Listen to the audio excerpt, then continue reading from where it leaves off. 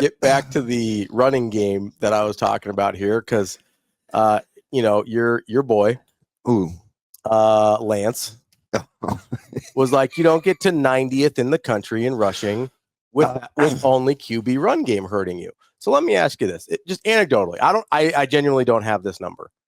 On average, how many QB run yards do you think Nebraska's giving up a game? On average? Yeah, just ballpark it. Because they're not getting a ton of sacks either, so you're not going to get the negative number. Oh, it's not a ton. I don't think. I'm curious what you think per game. Yeah, 35. Oh, that's a terrific number. I'm glad you picked that. We actually didn't plan that at all. Where are you going with this? You know how many? You know where Nebraska would be if you took away 35 rush yards a game? Where? About 40th. So yeah, that is how you get to 90th in the country, Lance. You give up 35 QB rush yards a game. This dude's been around me too long. Like he asked, like, you don't get to 90. No, that's exactly how you get to 90th. You give up 4 more scrambles a game, you get to 90th. Boom, you're done. So yeah, 130 versus 165. That's the difference between 90th and 40th.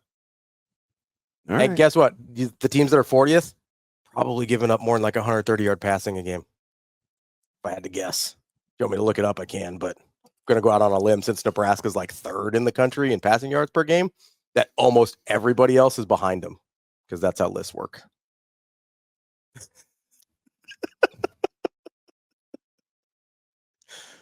That's all. That's all I had on the rushing game. Rush defense. It's fine. You all right? I'm still stuck on Mulan. I really am. And then I get the wands of the world, and here comes everybody. Here we go. I mean, out of control. I guess we're just doing this. Juan said, Ravi, someone told me to try lassi. What is a good spot to get that from? There's a pretty good mango lassi at Piercy's Biryani at 120th and Blondo. Astoria has one right up the street. I haven't been there. It's mango.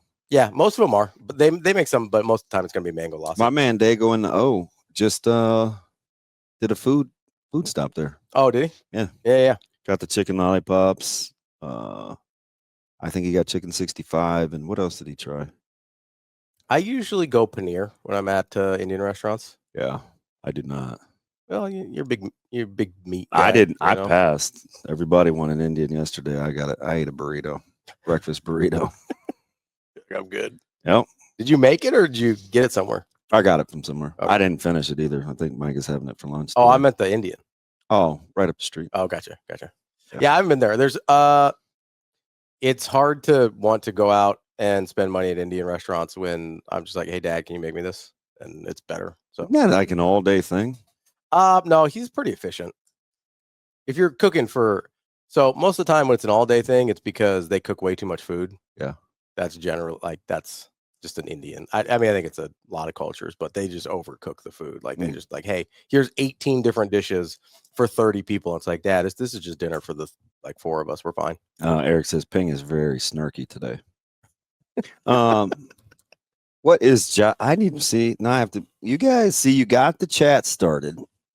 I don't need glasses for what's his buckets because all he does is type in caps, but that's typically just stats. But let's go to see what Josh says. He said 5 tailbacks have gone for 7.5 plus. Come on. What's he say? Like, what's that mean? I think 7.5 yards per carry. No. Oh, you mean something else? No bleep. I'm saying, what's the point? Like, what's this pertaining to? I don't. I'm guessing he's trying to tell me that they are bad at running back, run defense because 5 guys have gone for 7.5. Oh, but is that what you're saying? That's not what you're saying, is it? No, what I'm saying is they're not. I don't think they're as bad at run defense as we think they are. And B, if you have a quarterback that you are not afraid of in any way whatsoever, probably going to be okay. Helps you with the run game? Helps you with the run game. Especially, I would be interested, Josh, to see, because I don't know what 5 those are off the top of my head. I know at least one of them is Justice Haynes, I believe, and one of them is the Northwestern back. But famously, Nebraska did win that Northwestern game. I don't know if you recall.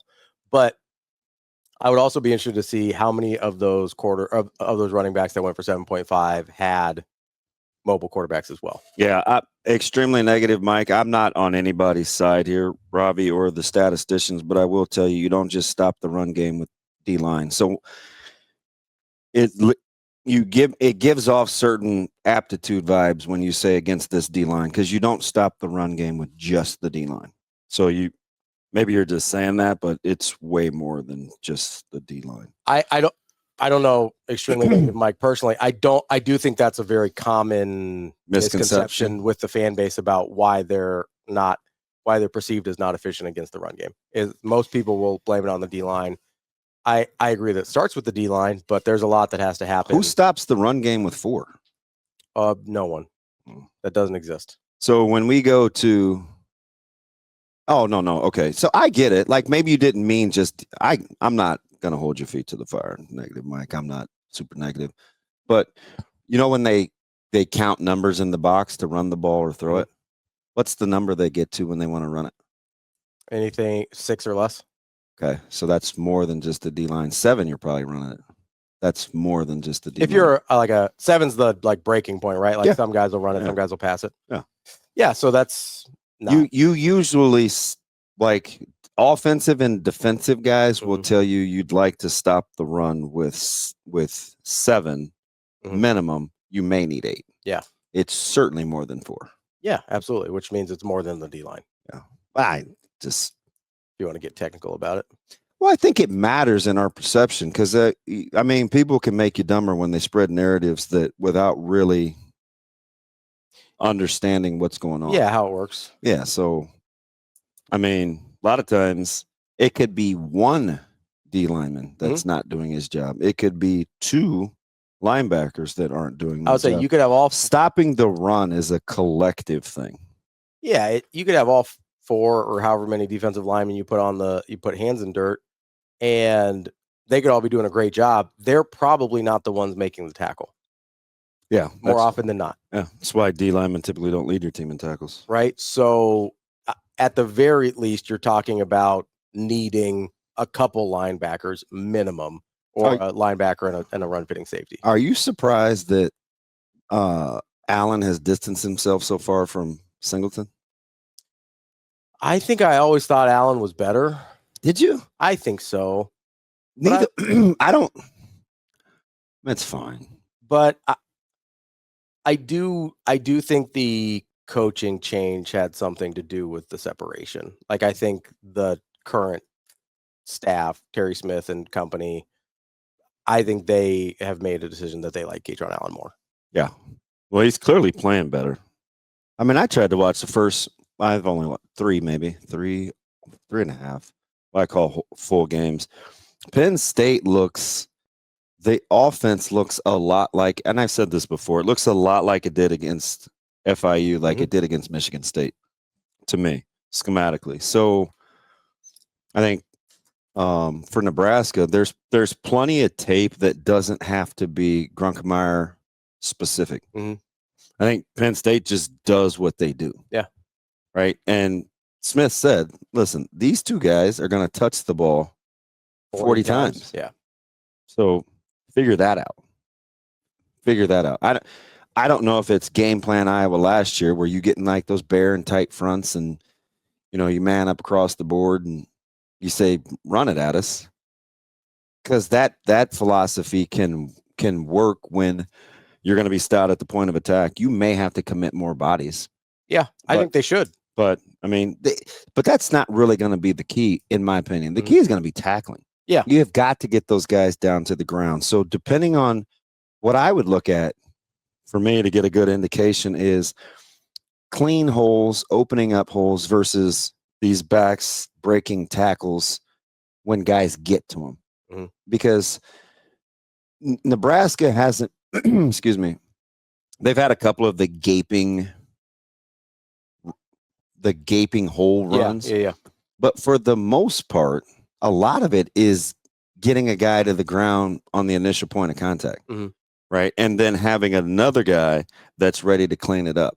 Because you don't get a lot of solo tackles in the run game. You get typically. Unless you're in Michigan. So, Well, Nebraska threw the ball 40 times, though. Yeah, they were you're getting the outside guys yeah. down to the ground. Yeah. And, I mean, safeties were making tackles on running backs in the open field. Yeah. So that you can't have happen. I think the thing for me, too, especially with tackling, and you can tell me if I'm right or wrong here, but for me, the thing that's frustrating about the tackling is it seems like they tackle poorly because they're late on run fits. So I think yes and no. I don't know about. I mean, there's the obvious lates, but for me, it's more trust, right? If I'm gonna vice a guy, I want inside outside point of attack. Like my fits need to be correct, right? I want inside, I want an outside guy, and I want a direct fit guy. So I think for Nebraska, the big thing is leveraging the ball and not the block. So if I'm an edge setter, I want my outside arm free. If I'm an alley runner, I want to split the difference. If I'm inside out pursuit, I want to become an inside out. So it's just in this day and age where you're so spread out and playing with 6 and 7 in the box, because most teams use it's 11 personnel. It's pretty popular. Yeah. Right. Yeah. And so you mainly will see 7 in the box. You'll have an adjuster. He'll move in and out. You can call it 6. You can call it 7. But 11 personnel is extremely popular. 12 is now making another comeback. Yeah. Well, you look at the team like the Rams. They're going to make 12 and 13 very popular. Yeah. And a lot of these teams now have multiple good tight ends. Yeah. And so you can dictate numbers in the box. But for me in stop and run at Nebraska, it's getting multiple helmets to the ball. And that comes from trust. In my opinion, trusting your people in front of you are going to do their job. Yeah, listen, trusting your eyes. If this is going to be a box deal, then I'm going to alley run. If this is going to be a spill deal, then I'm going to crease this. Like, it just, I mean, there's plenty of whiteboard around here, right? But yeah, I think it is a trust. It's not just my 4 guys are going to beat your 5 offensive linemen. Like linemen know that too. Linemen love to see 6, even 7 in the box, and we think we're just going to stop run with D line. How much of the D line is, because I hear, especially with the defensive linemen are undersized, whatever. I hear the term like plug the holes a lot. How much of it is plugging the holes versus occupying the blockers? I don't know what that means, but I do know what does plug the hole mean. So that's kind of what I was asking. I don't really know, but. Like that's not really how you draw it up as a defensive coordinator, right? No, but again, it's little, right? If I'm a B gap player and I'm in B gap, I want my ass in B gap. I don't want to play peekaboo and have my head in B gap because I can get washed, guys can climb, you can get double. So I want my bunda in B gap. I don't want to play peekaboo and have my head in B gap. If I'm a C gap run fitter, I want my rear end in C gap. Right. Like you want to be squared up in C gap. You're not and I'm not, and I want my head on the right side. Now we act like that's not that big of a deal, but if you think that's not that big of a deal, you're probably the person that thinks you just stop running with D line, right? Yeah. You don't.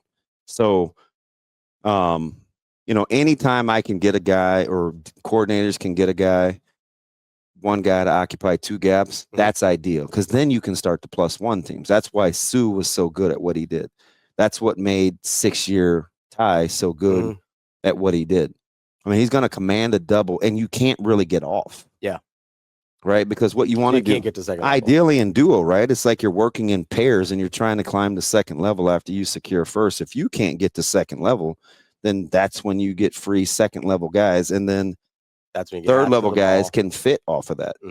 But when you're playing peekaboo or you're uncertain or you don't trust the hit it, split it, or clear cloudy, then you play on your heels. When you play on your heels, you make contact at 2 yards and you look up and it's 2nd and 5.